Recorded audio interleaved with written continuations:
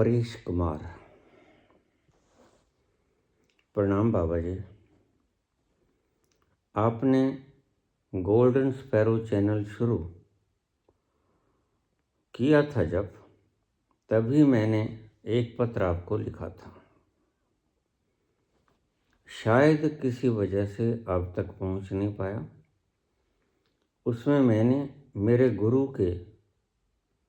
गुरु ने कही हुई एक बात लिखी थी। वो बात यह थी कि कोई एक आध्यात्मिक व्यक्ति इस देश की गद्दी पर आएगा, तभी इस देश की किस्मत बदलेगी। आपने गोल्डन स्पैरो की शुरुआत की तो एक उम्मीद सी जगी थी।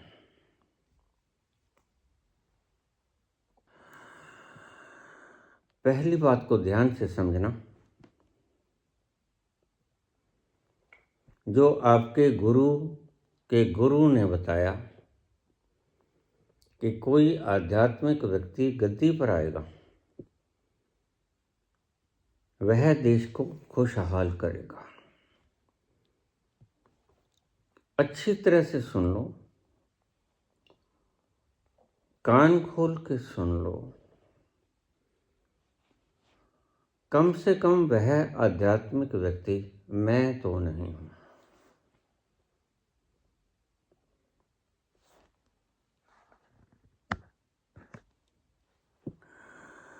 कहीं चूक गए? हाँ, गोल्डन स्पैरो मैंने जरूर चलाया, अब भी चल रहा है। लोग उसमें फॉर्म भर रहे हैं और भरते जाओ आप।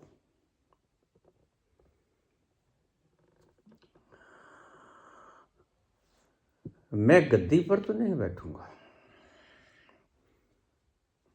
सूक्ष्मता से आप समझेंगे तो पाएंगे कि मैं पिछले जन्म में मोहनदास गांधी था।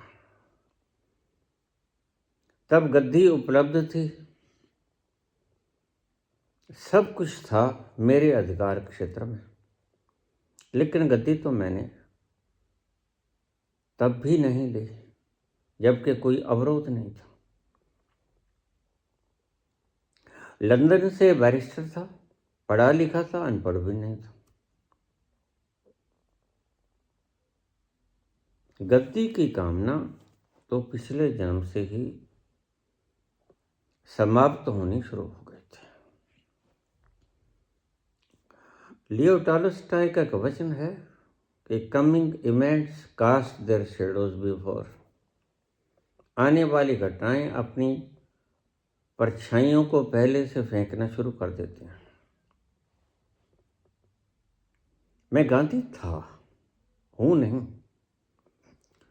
आज तो मैं विजय वत्स हूं, और गांधी ने ही गद्दी स्वीकार नहीं की, जबकि गांधी एनलाइटेंड नहीं थे। तो विजय वत्स गद्दी को कैसे स्वीकार कर सकता है जबकि वो एनलाइटन हो चुका है 28 अक्टूबर 1985 को।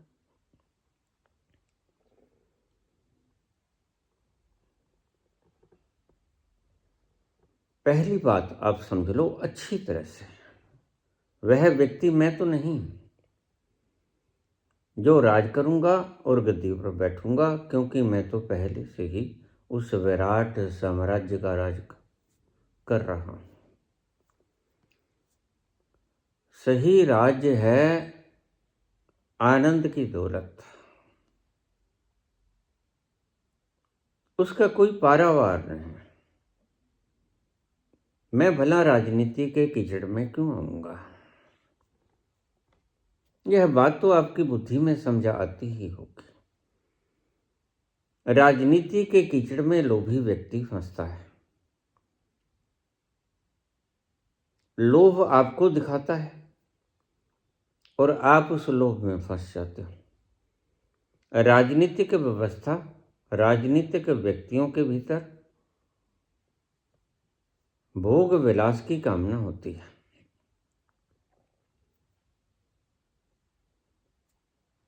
लेकिन ऐसा कुछ भी माहौल तुम मेरे इर्द गिर्द नहीं पाओगे। फिर मैंने क्यों किया राजनीतिक चैनल? मैंने इस व्यवस्था को बदलने के लिए किया, और उससे आपको फर्क भी नहीं पड़ना चाहिए। मैं शुरू से बोल रहा हूं कि गद्दी तो मैं नहीं लूंगा, लेकिन आपकी व्यवस्था को ठीक कर दूंगा। और आपको मतलब होना चाहिए व्यवस्था के ठीक होने से। गद्दी पर कौन बैठा है, इससे आपको कोई सरोकार नहीं होना चाहिए। मेरी निगाह में है व्यक्ति जो इसके काबिल हैं। भारत भूमि इतनी अनाथ नहीं हो गई है, इतनी लाचार नहीं हो गई है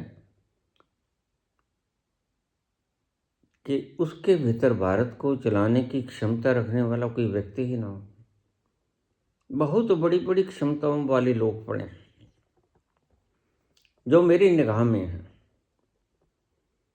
इसलिए सारा खुरापाती सिस्टम देखकर और लोगों की कराहना देखकर, एक तानाशाही रवैया देखकर, और तानाशाही रवैये के पीछे कुछ नकारात्मकता से भरे हुए लोग, आलसी टाइप के, जो करते कुछ नहीं, करना चाहते कुछ नहीं, लोभी, लालची, कामी, क्रोधी, इस प्रवृत्ति के लोग आज राज कर रहे हैं। देखिए, कुछ अपवाद भी हैं। भारतीय जनता पार्टी के भीतर भी आपको कुछ लोग ऐसे ईमानदार मिल जाएंगे, ऐसे टैलेंटेड मिल जाएंगे जो भारतवर्ष को बखूबी चला सकते हैं। लेकिन बात तो यह है कि मौजूदा प्रधान सेवक उनको ऊपर नहीं उठने देता। यही मुसीबत है। मौजूदा प्रधान सेवक को यह आत्ममुग्धता हो गई है, इसे ही नार्सिसिस्टिक कहते हैं। आत्ममुग्धता कि मैं हूं बस, सिर्फ, और दूसरा कोई नहीं। लेकिन इसने कभी नहीं सोचा कि व्यक्ति कभी न कभी तो मरता है, और अगर तुमने अपने रहते हुए कोई अपना काबिल व्यक्ति पैदा नहीं किया तो देश का होगा क्या आपके जाने के बाद? और वह कोई भी पल हो सकता है। बड़ी से बड़ी मूर्खता इस व्यक्ति ने की। खैर, इसका झूठ बोलना, इसका घने वायदे करके, झूठे वायदे करके एक भी ना निभा पाना, और योजनाएं लागू कर देना और योजनाओं का सिर्फ प्रचार करना, कार्यान्वित न करना, सिर्फ झूठ ही बोलना, सत्य कभी ना बोलना,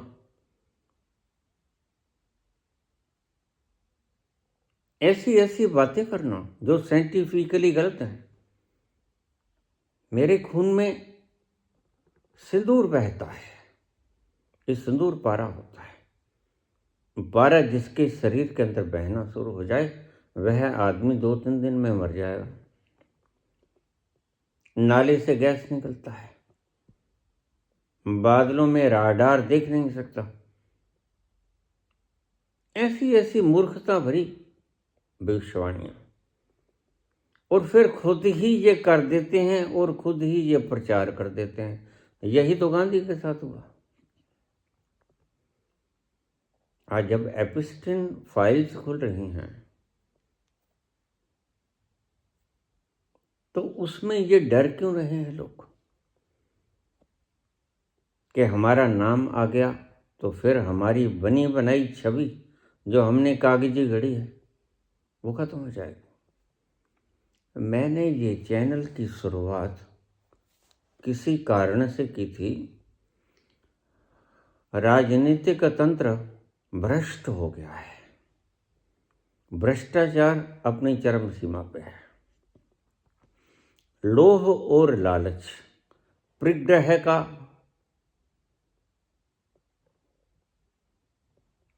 मन प्रत्येक व्यक्ति के भीतर है, जोड़ लूं जितना हो सके। और यह व्यक्ति यह कह के आया था कि मैंने परिवार को छोड़ दिया देश के लिए।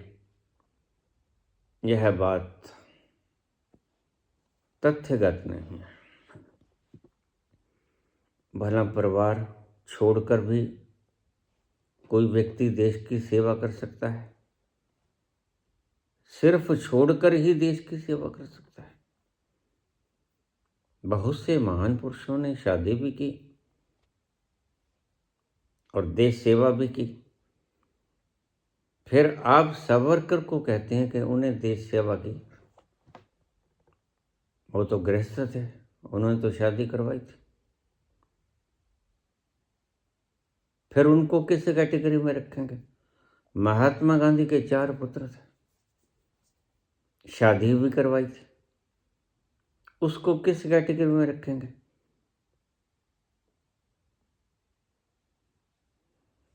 ऐसी अनाप शनाप बातें करके लोगों को गुमराह करना, यह सिस्टम खराब हो गया है, भ्रष्ट हो गया है। इसलिए मैंने इस चैनल का निर्माण किया और आप इस चैनल के लगातार मेंबर बनते जाओ। मैं गद्दी तो नहीं संभालूंगा, लेकिन मैं तंत्र ऐसा बना के दे दूंगा आपको कि जो आपको खुशहाली दे दे। और वास्तव में आप खुशहाली ही चाहते हो, कोई व्यक्ति दुखी होना नहीं चाहता। मैं आपकी ये भीतरी इच्छा पूरी कर दूंगा कि आप खुशहाल हो जाओगे। मैं ना किसी का धर्म बदलूंगा, ना संप्रदाय बदलूंगा, ना किसी के मनोभावनाएं बदलूंगा। मैं कहूंगा सब ठीक है, लेकिन देश को अच्छे से चलाने का आयोजन कर दूंगा। आपके गुरु के गुरु ने जो कहा वो ठीक कहा, और वह व्यक्ति मैं नहीं हूं। ये तो साफ है बात कि जब कोई ईमानदार व्यक्ति चौकीदार होगा, वह कम से कम आपके शटरों के ताले नहीं खोलेगा। जग जाहिर है बात, ये कोई नई बात तो है नहीं कि आपके गुरु के गुरु ने बता दी। यह बात तो सत्य है कि जब कोई ईमानदार व्यक्ति गद्दी के ऊपर बैठा होगा तो विकास होगा। जब कोई झूठा, पाखंडी, कागजी बातें बोलने वाला, रिहर्सल करने वाला, सर्कस करने वाला, दिखावा करने वाला, घूमने फिरने वाला, सिर्फ योजनाएं बनाने वाला कि कैसे अगला चुनाव जीत लें, यह देश सेवा नहीं होती। अभी मैं एक वीडियो देख रहा था, किसी मित्र ने भेजा कि वंदे मातरम 3 मिनट 10 सेकंड तक पढ़ा जाएगा।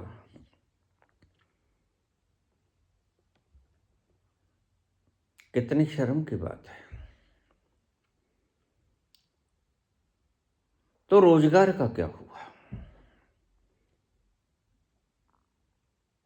रोजगार का क्या हुआ?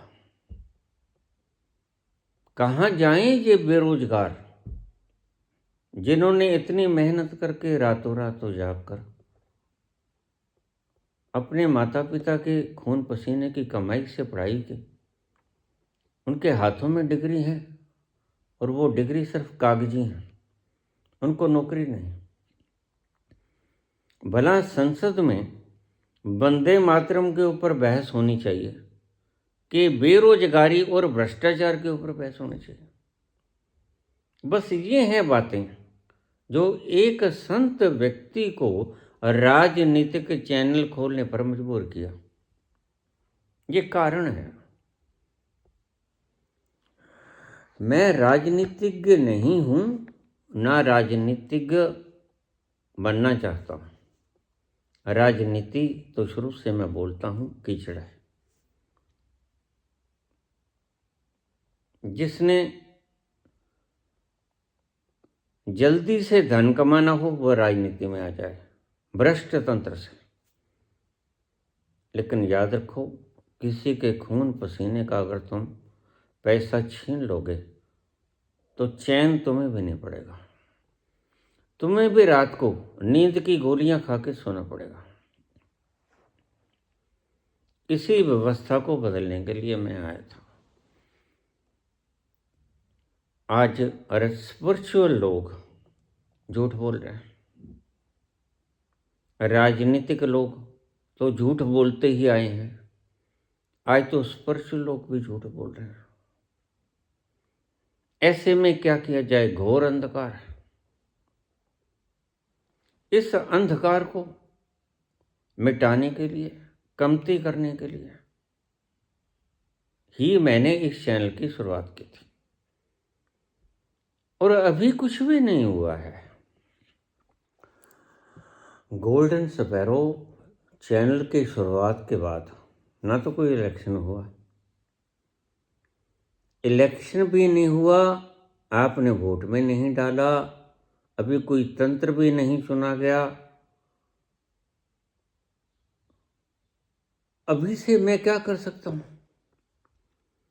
अभी से मैं किसको तो प्राइम मिनिस्टर बना दूं, किसको होम मिनिस्टर बना दूं, किसको कौन सा रुतबा दे दूं, किसको कौन सी जिम्मेदारी सौंप दूं?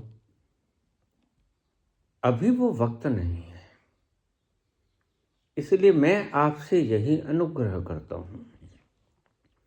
पहली बात तो आप ये दिमाग में से निकाल दो, ना तो मेरी कामना है, लालसा मिट गई, ना ही मेरा स्वास्थ्य इजाजत देता है। जिस व्यक्ति ने 14 साल से अन्न का एक दाना भी नहीं खाया, अगर मुझे 60 फुट दूर बाहर के दरवाजे तक जाना हो तो मैं जा नहीं सकूंगा। इतना दुर्बल शरीर है। मैं अपनी कमियां बता रहा हूं, किसी की नहीं। लेकिन मेरा दिमाग से ही काम करता है, बात दिमाग की है। मैं जिससे पूछता हूं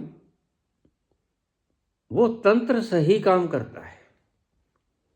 वह गलत कभी भी फैसला नहीं देता। आपके लिए कर रहा था, आपके लिए ही ये चैनल, और चैनल के ऊपर जो फॉर्म भरना था वो आपके लिए है। अगर आपने अभी तक फॉर्म नहीं भरा तो उसे भर दीजिए। आपकी बेहतरी के लिए हो रहा है काम, इसमें किसी का कोई निजी स्वार्थ नहीं। भारत पर वही लोग राज करेंगे जो वासना और लोभ भ्रष्ट आचरण के विरुद्ध होंगे और विहीन होंगे। राज करेगा खालसा, खालस व्यक्ति राज करेगा, शुद्ध व्यक्ति राज करेगा। आकी रहे ना कोई, दुष्ट व्यक्ति कोई नहीं रहेगा। जिसके ऊपर कत्ल के इल्जाम, जिसके ऊपर चोरी, घर से चोरी करके भाग गया, स्त्री से शादी करके उसको धोखा दे गया,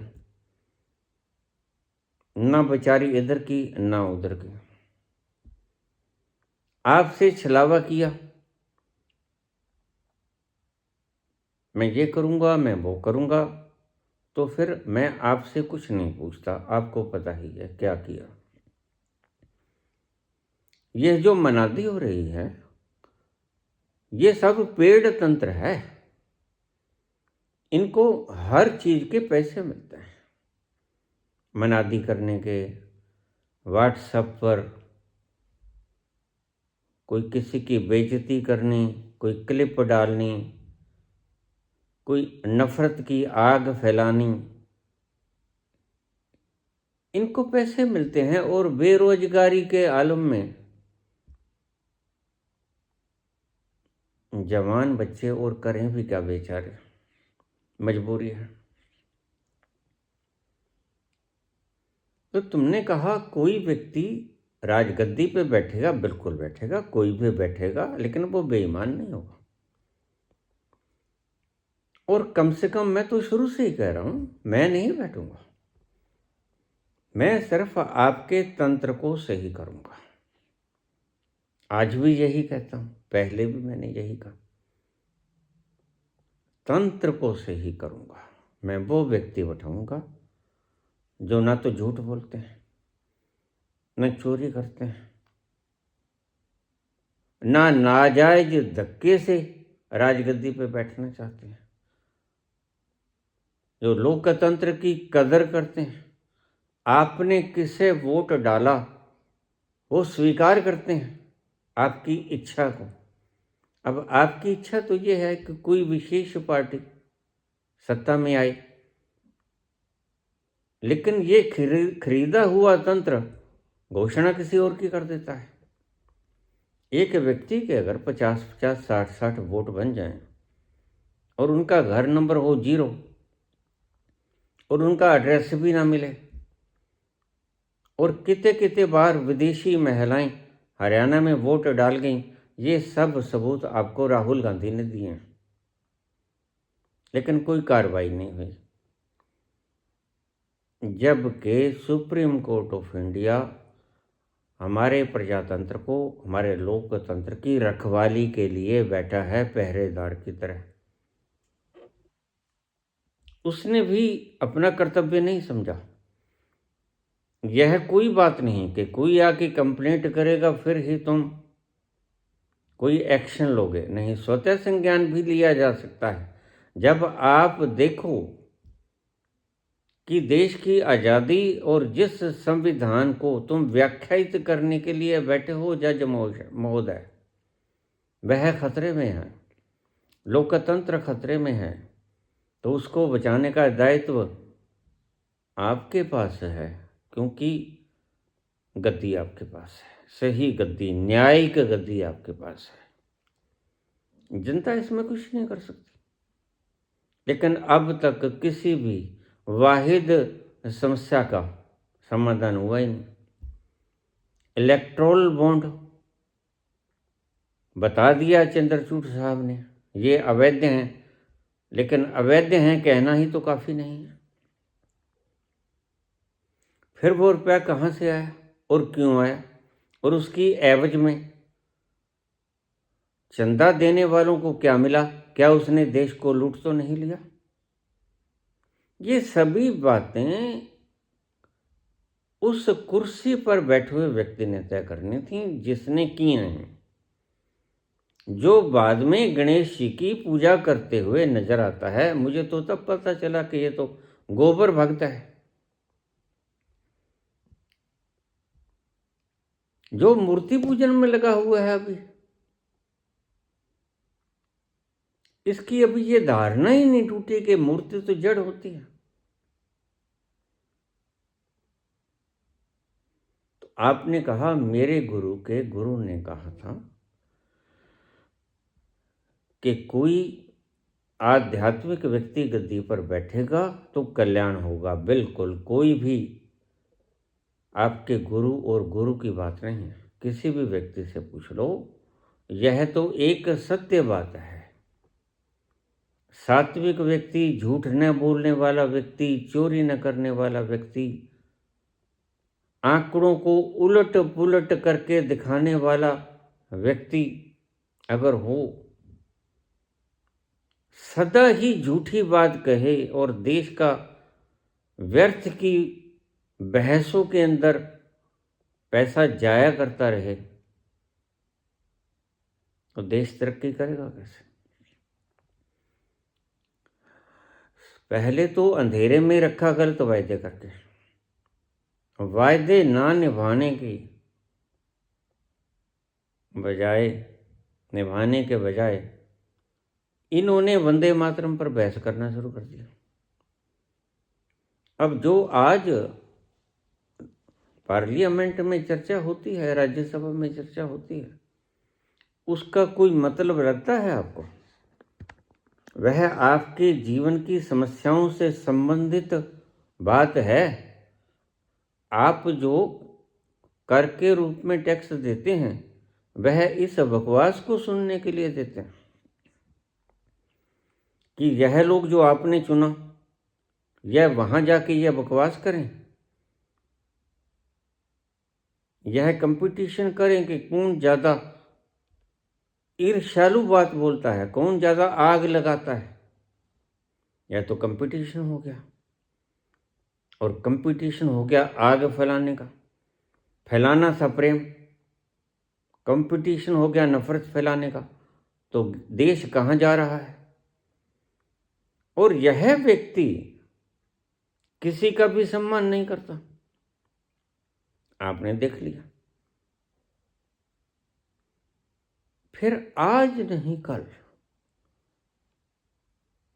लगेगी आग तो आएंगे घर सभी जद में। तो इनको वोट डालने वाले भी दुखी हो जाएंगे एक दिन। अगर 12 सालों में कुछ नहीं हुआ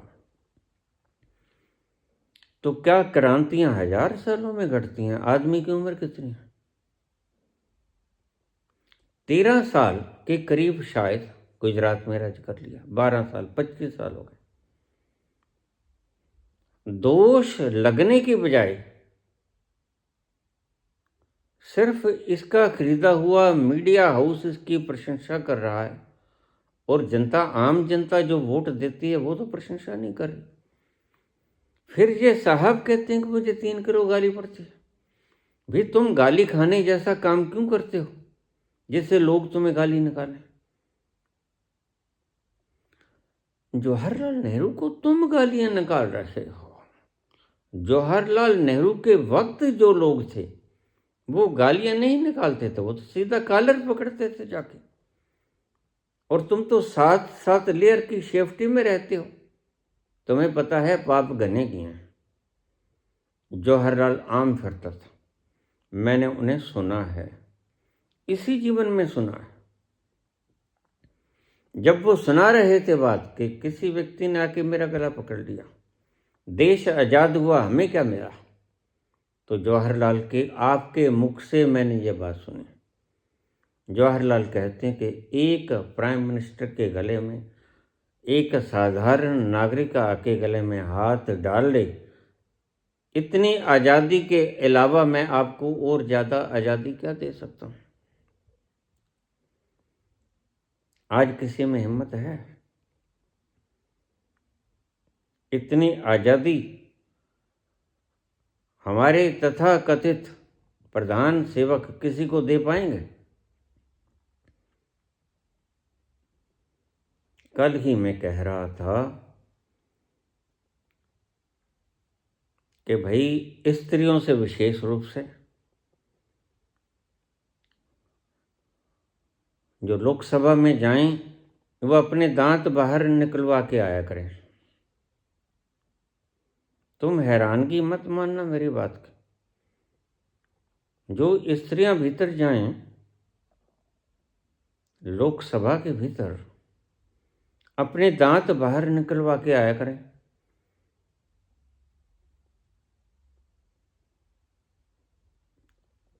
क्योंकि ओम बिरला जी को यह शक है कि आप दांतों से प्राइम मिनिस्टर जी को काट लोगे। भला ये कोई बातें होती हैं करने वाले?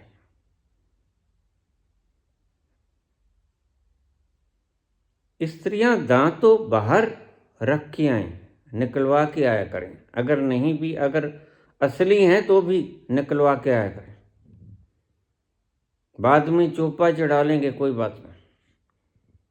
साहब के लिए इतना त्याग तो तुम कर ही सकते हो। रेफरी हमेशा निष्पक्ष हुआ करता है।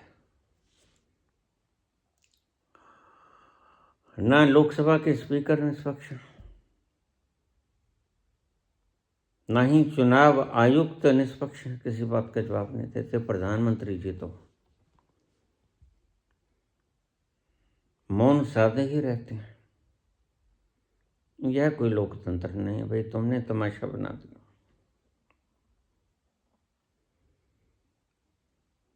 तुम तमाशबीन हो। लोगों को दुखी होते हुए देखकर तुम्हें मजा आता है,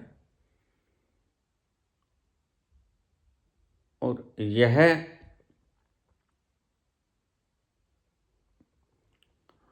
लक्षण है गलत मानसिकता का।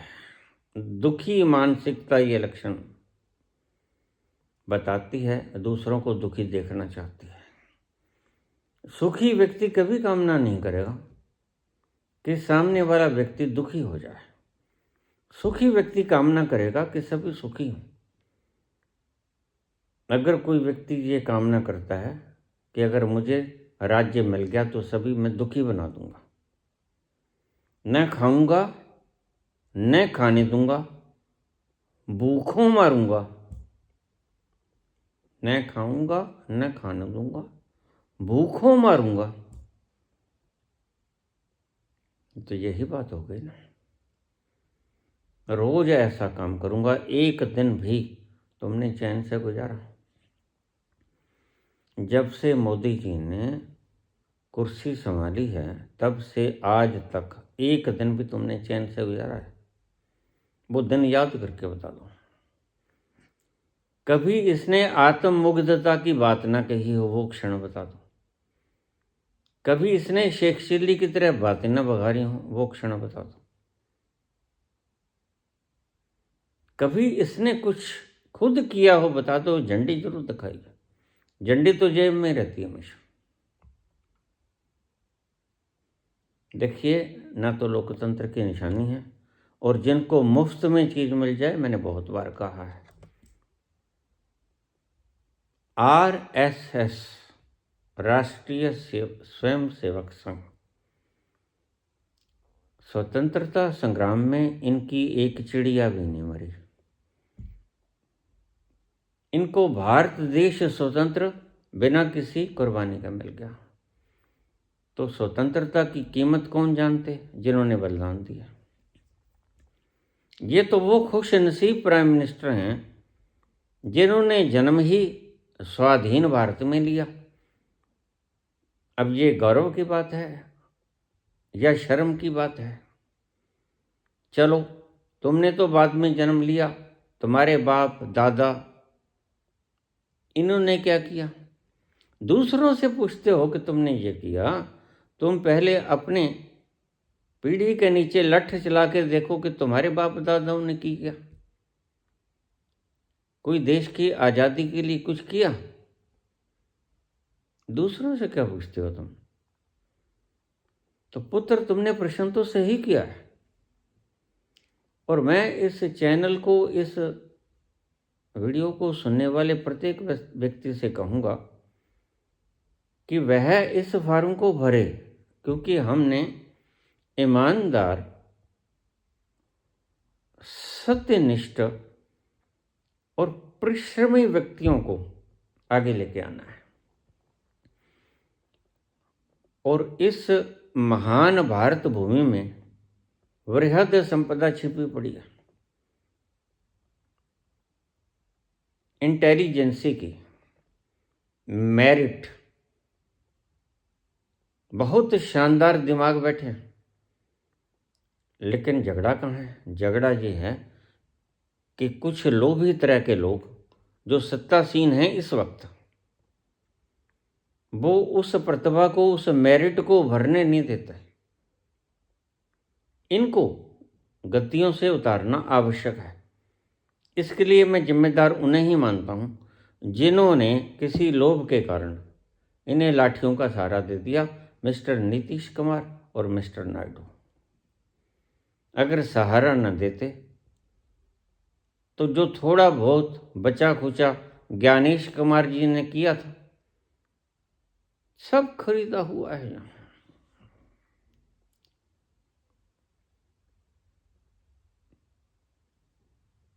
फिर दोबारा से इलेक्शन कराने पड़ते हैं।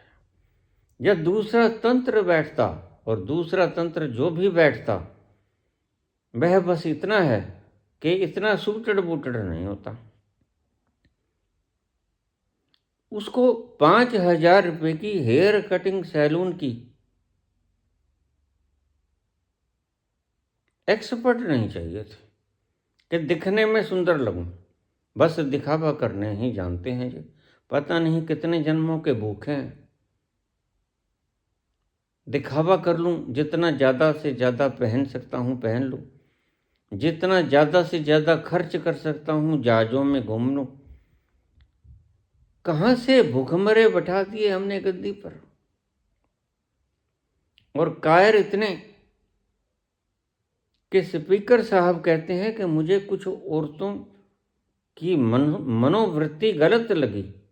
और मनोवृत्ति गलत क्या लगी कि यह दांत काट सकती थी, तो भाई रेबीज का इंजेक्शन लगवा देते। कोई ये पागल कुत्ते भी नहीं है। अब देखिए क्या क्या बातों के ऊपर वक्त बर्बाद होता है। जिस देश को चलाने के लिए टैक्स पेयर का खून पसीने की कमाई का पैसा तुम खजाने में जमा करा देते हो, वो किन किन बहसों में, किन किन कामों में लगता है। कोई काम की बात हुई नहीं, बस सिर्फ योजनाएं बनाई जाती हैं। योजनाएं बनाई जाती हैं और वो भी सारे पुराने तंत्र को तोड़कर। 10,000 रुपये दे दो पर पर्सन, जब वोटिंग हो रही हो वोट डलवा लो 1.25 करोड़। तो भाई कोई भी मूर्ख व्यक्ति समझ सकता है कि आएगा तो मोदी ही। यह कोई चमत्कार नहीं है साहब का। साहब ने कोई काम नहीं किया है। अच्छी तरह से आंखें खोल कर देख लो। विदेशों में कोई डंका नहीं है।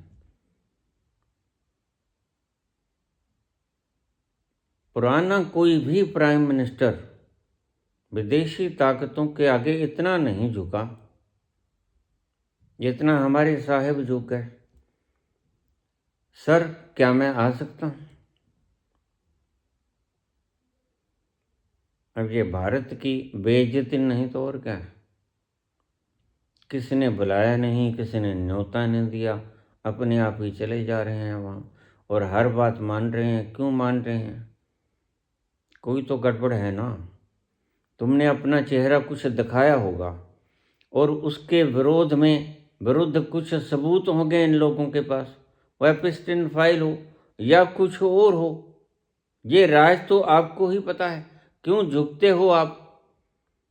2 देशों में युद्ध हो रहा है, हिंदुस्तान और पाकिस्तान। अनाउंस करता है राष्ट्रपति ट्रंप कि मैंने युद्ध रुकवा दिया है। क्या बात भाई? हम में युद्ध जीतने की ताकत नहीं है इंदिरा गांधी की तरह? या फिर इतने बैंड क्यों हो रहे हैं? क्यों झुके हैं इतने? एक व्यक्ति की ऐयाशी के कारण सारा देश भुगते दुख को।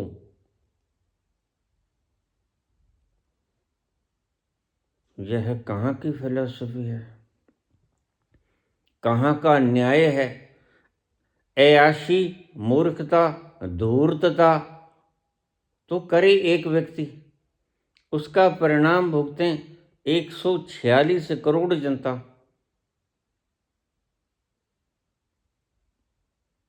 यह देश के साथ न्याय हो रहा है? ट्रंप की क्या मजाल है? ट्रंप की क्या मजाल है? कौन होता है ट्रंप हमारे देश में? हमारे देश की समस्याओं से, हमारे देश में किसी प्रकार की हुकूमत चलाने का नहीं। साहब का कोई लूप पोल उसके पास है। तो फिर अयाश करे एक व्यक्ति। पता नहीं कितने जन्मों का भूखा है ये व्यक्ति। इतनी वासनाएं भरी पड़ी है।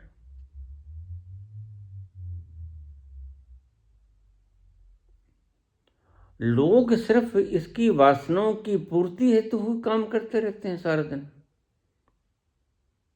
ये चलेगा नहीं भाई।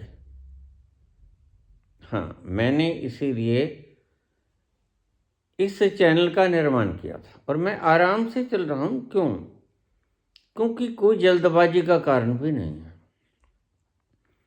अभी तो जैसे तैसे बाएं दाएं करके इनकी सरकार बना ली कर रहे हैं, तो जनता को भुगतने पड़ेंगे, बशर्ते कि कोई ऐसा काम ना हो जाए कि वो सब सृष्टि को चलाने वाला परमात्मा इनका दिमाग बदल दे, फेर दे। खुद तो ये उतरते नहीं, या तो इनको जनता वोटिंग के द्वारा उतारेगी,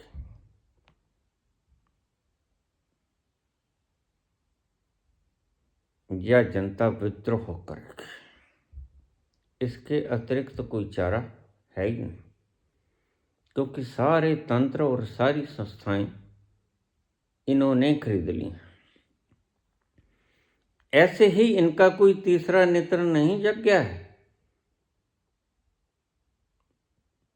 जो परिणाम आने से पहले ही कह देते हैं आएगा तो मोदी ही।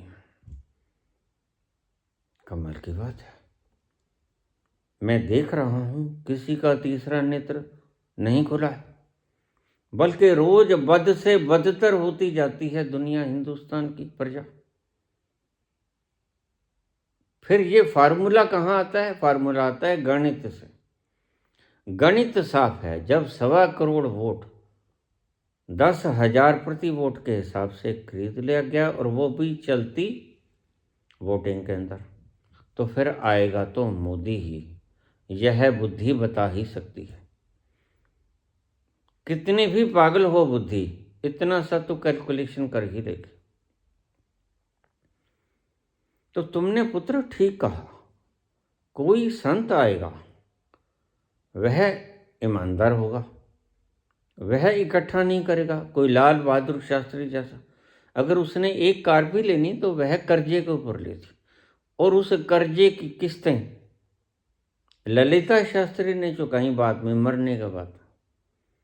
ऐसा कोई आए तो आज तंत्र बदले, और ऐसे व्यक्ति की आपको जरूरत है, और मेरे पास बंदा है वो। तो इसलिए मैंने चैनल खोला था। आपको वो व्यक्ति नजर नहीं आता, मुझे नजर आता है, मैं उसे जानता हूं। मैं आपको तंत्र दे सकता हूं ईमानदार, और ईमानदार तंत्र ही जड़ है खुशहाली की। ईमानदार तंत्र ही देश को चाहिए होता है। जो उर्ल पुर्ल करके इधर उधर के ध्यान भटका के आपका वक्त खराब करे और 5 साल बीत जाए, और फिर कोई ऐसी वैसी कारनामा कर दे और फिर वोटों में जीत जाए, या संस्थाएं खरीद ले, ऐसा व्यक्ति तो आपकी सही जरूरतों को, तकलीफों को, समस्याओं को, कमियों को पूरा नहीं कर सकेगा। रोज रोज रोजगार मांगने वाले नए पैदा हो रहे हैं। पहले ही बेरोजगार बहुत ज़्यादा हैं। क्या करोगे आप? आपके पास क्या प्लान है? लेकिन प्लान तो इनके पास बहुत है। सैकड़ों प्लान से इन्होंने योजनाएं खड़ी कर दी। किसी पे काम हुआ? किसी पे काम हुआ? हम देख रहे हैं, नहीं हुआ। इसलिए आपको आपके गुरु के गुरु कहते थे, ऐसा नहीं है। ये एक तथ्यात्मक सत्य है कि ऐसा व्यक्ति ही अगर राज करने में आएगा, राज करेगा खालसा, प्योर व्यक्ति हो, बिल्कुल कोई बेईमानी ना हो, हृदय में कपट छल ना हो, कोई आपको भटकाने की मंशा ना हो, खुद भोगने की मंशा ना हो। वह ही कल्याण कर पाएगा। तो पुत्र आपने आपका काम जो है वो आपको करना चाहिए, ताकि ऐन वक्त पर कोई हड़बड़ाहट ना हो, हमें मुश्किल पेश ना आए। देश के तंत्र को चलाने के लिए कोई 10-20-50 या 10-20-50 हज़ार लोगों की जरूरत नहीं होती, करोड़ों व्यक्तियों की आवश्यकता होती है, और वो हमने चुनना है। और चुनना कहाँ से है? कोई विदेशों से थोड़ा लेके आएंगे, आप में से ही चुनना है। आप में से ही कोई प्रतिभावान व्यक्ति किसी न किसी गद्दी को सुशोभित करेगा। मैं सिर्फ आपके लिए भूमि तैयार करने वाला हूँ। भूमि तैयार करूँगा, भूमि को बोऊंगा, हल चलाऊंगा, पानी लगाऊंगा, उसमें खाद सब कुछ छिड़कूंगा और बीज डालूंगा, और आपको फसल तैयार मिलेगी। लेकिन इतना तो कर लेना आप कि फसल को काट तो लेना। बस इसीलिए मैंने ये चैनल चलाया था। आज भी लोग रोज आ रहे हैं, रोज संख्या बढ़ रही है। मैं बराबर निगहबान हूँ इस बात का, लेकिन ज़्यादा ढील करना भी उचित नहीं होगा, क्योंकि मेरा ऑलरेडी जो चैनल है वो आध्यात्मिक है। और ये ठीक है कि मैं अपना आध्यात्मिक चैनल करीब करीब पूरा बोल चुका हूँ। पहले आध्यात्मिक चैनल बोला, फिर रहस्य के ऊपर बोला, अब मैं लीला के ऊपर बोला। और लीला का मैं आखिरी अध्याय पूर्ण रूप से बोल चुका हूँ, मैंने वो संपन्न कर दिया है। अब मेरे पास वक्त है, वक्त है उन लोगों के चुनाव करने का, कौन किस प्रकार का भार उठा पाएगा। आपकी सभी की, देशवासियों की जरूरत है। कृपया ढील मत करें। संकट काल है, अमृत काल नहीं है, संकट काल है। इस संकट काल में तुम मेरी बात समझो, तुम्हें भी पता है संकट काल है, कोई अमृत काल नहीं। अमृत काल सिर्फ प्रचार के लिए है, वास्तविकता तो ये है कि यह संकट काल है, और संकट काल से हमने देश को उबारना है। और आप अपना कर्तव्य निर्वहन करें। आपका कर्तव्य क्या है? जो हमारी वेबसाइट बनी है, उस वेबसाइट के ऊपर जाओ, गोल्डन स्पैरो के ऊपर, उस वेबसाइट के ऊपर आप अपना सारा आंकड़ा डाल दो। हमें सिर्फ वोटर्स की जरूरत नहीं है, सिर्फ वोटर्स की जरूरत नहीं है, मैं कहता हूं सिर्फ हमें तंत्र को संभालने वालों की भी जरूरत है। और तंत्र को संभालने वाले हमने पहले से छांटने हैं। अबड़ा दबड़ी के अंदर गलत आदमी चुनाव हो जाएंगे। इसलिए तुम्हारा भी यह कर्तव्य बनता है कि तुम लगातार इस चैनल के ऊपर निगाहबान रहो, ये आगे की आगे प्रसारित करो तुम। हम हिंदुस्तान को सोने की चिड़िया बनाना चाहते हैं, और सोने की चिड़िया तब बनेगी जब किसी मंदिर में से सोना चोरी नहीं होगा। समझ आती है आपको? हाँ। जब कोई व्यक्ति घर के जेवरात चुरा के, उसको चोरी की आदत है, और फिर वो वोट चोरी करे कि केदारनाथ का सोना चोरी करे। चोर तो एक ही है, एक ही है, दूसरा कोई है ही नहीं। परमात्मा भी एक ही है, हंसो मत। उस एक का हमें पता है। तो कृपा करो, आप अपने उत्थान के लिए खड़े हो जाओ, कमर कसो।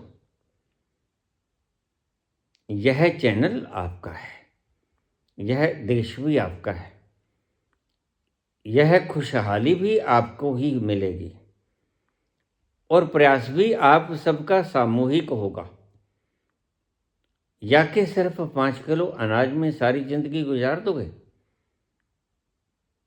तुम अपने आने वाली नस्लों को क्या ये 5 किलो अनाज दे के चले जाओगे? 2047 में अभी 21 साल पड़े हैं, 21 वर्ष। और भूख तो जब लगती है तो 2 घंटे इंतजार करना मुश्किल हो जाता है। ध्यान रखो, आप क्या देके जाओगे अपनी नस्लों को, फसलों को? क्या ये जहरीला पानी? क्या ये जहरीली हवा? क्या ये जहरीली धरती? नहीं, आपको उठना होगा, आपको उठना होगा। और अगर आप अब नहीं उठोगे तो फिर तो आपको प्रेरणा देने वाला भी चला जाएगा। ऐसा मत होने दो, मेरे होने का लाभ उठाओ। मैं कुछ भोगने की इच्छा रखता नहीं, मेरी कुछ भी इच्छा नहीं है। न जीने की इच्छा है, न भोगने की, न खाने पीने की, न घूमने की। मैं एक स्थान पर बैठा हूं, आप मुझे देख सकते हैं, मेरी कोई तमन्ना नहीं। तो आपने कहा तो ठीक है, लेकिन मैं खुद तो राज नहीं करूंगा, क्योंकि मैं राज तो कर ही रहा हूं। और आपका जो राज सुख देता है वो सुख नहीं होता, वो वास्तविक तो बोझ होता है। मैं जिस सही असली राज में हूं, कागजी राज में नहीं हूं, मैं असली राज में हूं, असली राज को भोग रहा हूं। और वो असली राज का नाम है आनंद। मैं उसको भोग रहा हूं। और मैंने बैकग्राउंड बनाई थी स्पिरिचुअलिज्म की, उस आनंद का रस पीने की। लेकिन क्योंकि उसकी जो बैक फाउंडेशन है वो रखी जाती है भरे पेट में, तो आपका पेट भरना आवश्यक था, आपका तन ढकना आवश्यक था, आपका सिर ढकना आवश्यक था। इसीलिए मुझे ये चैनल चलाना पड़ा, क्योंकि आपकी शरीर की ज़रूरतें पूरी होंगी तो आपका ध्यान जाएगा परमात्मा की तरफ। भूखे पेट तो रोटी ही सूझती है, भरा हुआ पेट परमात्मा को जानने की इच्छा रखेगा। भूखा पेट परमात्मा नहीं, रोटी खाने की इच्छा रखता है। आज के लिए इतना है, बस आपसे बार बार अनुरोध करूंगा। अभी वक्त पड़ा है, अभी 3 साल के करीब है, इसलिए मैं भी मंद मंद गति से चल रहा हूं। लेकिन मेरी मंद गति को देखकर आप मंद ना हो। आप दूर दूर तक, हिंदुस्तान बहुत बड़ी सीमाओं में है, दूर दूर तलक। देखिए, मैं तो बाहर नहीं जाता, आप तो बाहर हो। आप आपस में इंटरकनेक्ट होके अपनी बातों को फैला नहीं सकते कि हमने देश को इन तानाशाहों से, ये भी तो गुलामी का प्रतीक है, इनसे मुक्त नहीं करवाना है हमने। दूसरी बार फिर आफत आन पड़ी है हमारे देश पर, और इतने कम वक्त में आफत आ जाएगी हमें अंदाजा भी नहीं था। सो आप उठो, आप लोगों को कनेक्ट करो, लोगों तक यह उपदेश पहुंचाओ, लोगों को प्रेरित करो। आपका सवाल है, आपकी नस्लों का सवाल है, आपकी फसलों का सवाल है। अन्यथा तुम तो गिरवी रख दिए गए हो। अब उस गिरवी रखे हुए मुल्क को मुक्त कैसे करवाना है, यह हमने सोचना है। गिरवी तो आप रखे गए बिला शक, तुम्हें पता भी नहीं है। लेकिन अब इस गिरवी रखी हुई चीज को छुड़ाना हमने है। उठो, वीर बनो, अपनी पूर्ण आत्मा को जगाओ। फिर से हमें यह संग्राम लड़ना होगा। लेकिन संग्राम हिंसक नहीं होना चाहिए, क्योंकि आज तो लोकतंत्र ने हमने अहिंसक फार्मूला दे दिया, और वो अहिंसक फार्मूला है वोट का। वोट की चोट से इनको गद्दियों से उतार दो। देश के प्रत्येक नागरिक से मेरी मार्मिक अपील है कि आप स्वयं और स्वयं के परिवार की रक्षा करने के लिए अब जाग जाओ। सो बहुत लिए, सोते सोते तो तुम्हारी लुटिया डूब गई। इस समझदारी के हैरत अंगेज कारनामे तो आपने देख लिए, विकास तो बहुत हो गया, इसलिए अब आप उठो।